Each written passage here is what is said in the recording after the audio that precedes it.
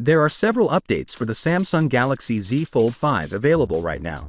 However, they may not be as significant as we had hoped. First off, we have a tweet from trustworthy leaker Ice Universe, who claims that the Fold 5's length, breadth, and height remain almost unchanged from the model from the previous year. The Fold 5, according to him, is the smallest chain in the Fold series so far, but a water drop hinge that enables it to shut fully flat and without a gap will undoubtedly be the largest improvement. The inside display will be 7.6 inches in size, and Ross Young corroborated this information by tweeting that it is 100% confirmed that the exterior display will be 6.2 inches.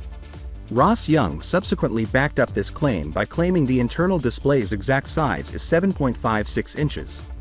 However, it's vital to keep in mind that the Z Fold 5 will have an official water-resistant IP classification, whilst most of the other manufacturers don't. Folding flat is a major benefit, and although Samsung are not the first to accomplish this from a foldable phone, it's important to note that. Additionally, there are several claims claiming that the Z Fold 5 display will be much more robust. The redesigned hinge also accounts for the almost non-existent wrinkle in the middle of this model's display.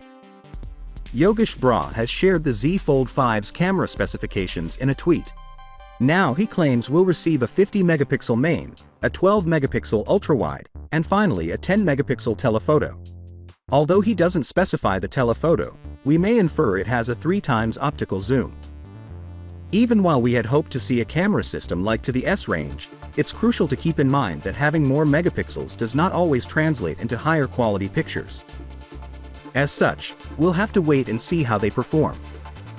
The Samsung Galaxy Z Fold 5 is displaying some pretty outstanding results on Geekbench 6, according to a leak benchmark. When compared to devices like the S23 Ultra, which has a single local score of 1578 and a multiple score of 5081, we get a single core score of 2030 and a multiple score of 5213, which are both excellent advances. It does seem to be utilizing the same chipset, so we're not sure whether these are just optimizations or even minor changes to the processor. But of course, being a larger device also allows for greater cooling. Finally, what are your thoughts about it?